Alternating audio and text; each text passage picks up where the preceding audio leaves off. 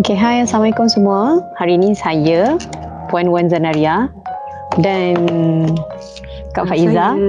Okay, ketua untuk tim clothing NGLC. Okay, kita akan buat tutorial macam mana untuk create account Skype. Okay, diharap cikgu semua boleh bersedia dan boleh always refer this video.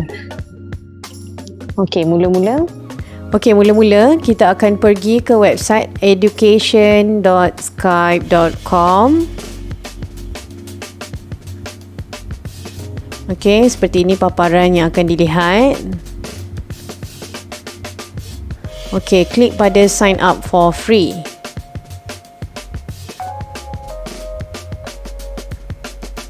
Dan pilih account. Dalam kes ni kita akan pilih digital classroom, Puan Nur Faiza. Okey, dan klik accept. Dan seterusnya kita isi details yang diperlukan seperti email, address ya. Okay, and then location. For example, Kak Faiza di Seremban, Malaysia. Okay. Okay, ini yang kita mahukan, Skype profile URL. Untuk dapatkan ini ya, ini yang paling penting ya. So, kita kena pergi ke satu lagi website iaitu skype.com untuk kita download Skype itu sendiri bagi mereka yang tidak pernah ada account Skype ya. Okay, and then pilih Get Skype for Windows. And then tekan button. Okay, tekan button tersebut dan dia akan download. Okay, ia akan mengambil sedikit masa bergantung pada kelajuan internet anda. Okay, kemudian boleh lihat di taskbar bawah. Okay, kita akan klik install.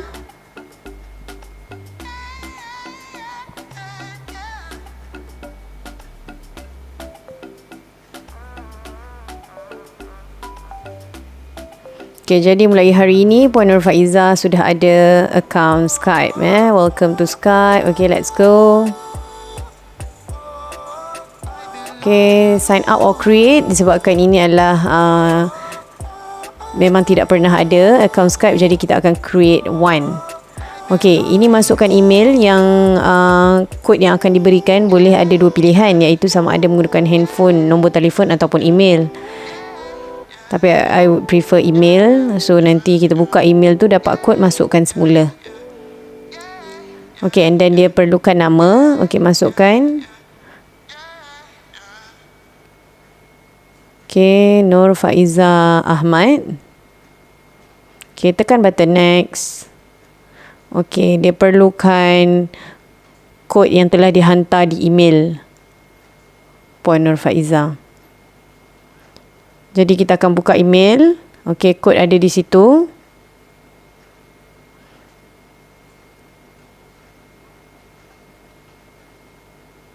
Okey, masukkan kod tersebut dan tekan next. Dan dia akan membawa kita ke chat room Skype. Okey, ada sedikit verification diri yang agak besar supaya nampak jelas yang kita adalah menggambarkan seorang guru lah. Okey, janganlah pergi letak gambar-gambar yang tidak bersesuaian ya. Okey. So di sinilah kita punya profile Skype. So kita akan copy dan kita akan paste kepada kepada Skype in the classroom kita tadi. Okey, di education.skype tadi ni. Okay, and kita paste. Okay, how would you like to participate? Okay, pilih yang pertama, connect with students, and klik button continue. Okay, and then klik semua ketiga-tiganya. Choose continue. Okay, so sekarang Puan Nur Faiza sudah bersedia dengan Skype in the classroom. dan dia berjaya untuk keep track berapa miles yang telah digunakan. Okey, kita boleh edit information anytime we want. Okey, dalam itu kita boleh masukkan sedikit berkenaan our students. Okey, my classroom, boleh add a classroom. Okay, tell us more about your students.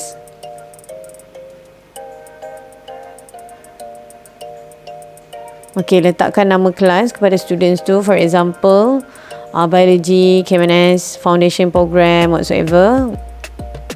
Okay, and then pilihlah subjek yang diingini. Okay, for example, mastery SKYPE or mathematics or science.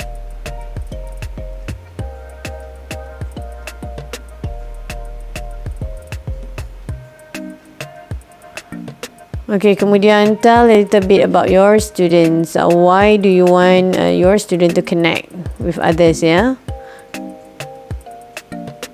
Okay, and then boleh upload sedikit gambar student yang kita dah save di laptop.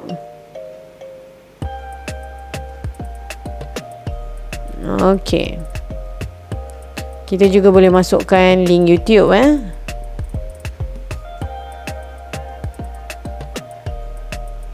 Okay, pilih language. Untuk English dia automatic selected. Okay, and then pilih juga umur, umur pelajar. Umur kita, umur pelajar kita, macam dalam kes kami, Puan Nur Faizah mengajar matrikulasi. Okay, di sini adalah antara yang terpenting juga, iaitu set your classroom availability so that other people can connect with us. So kita boleh set dekat situ. Caranya adalah tekan create. Okay, and then boleh pilih macam kami memilih Monday to Friday working hours, because we don't want to disturb the students outside of the office hours. Okay, harapkan cikgu semua dapat mengikut step yang telah Cikgu Wan kongsi tadi. Okay, dan dapat create Skype classroom for your individual Skype. Okay, Cikgu, selamat cuba. Terima kasih, Cikgu Wan. Okay, bye.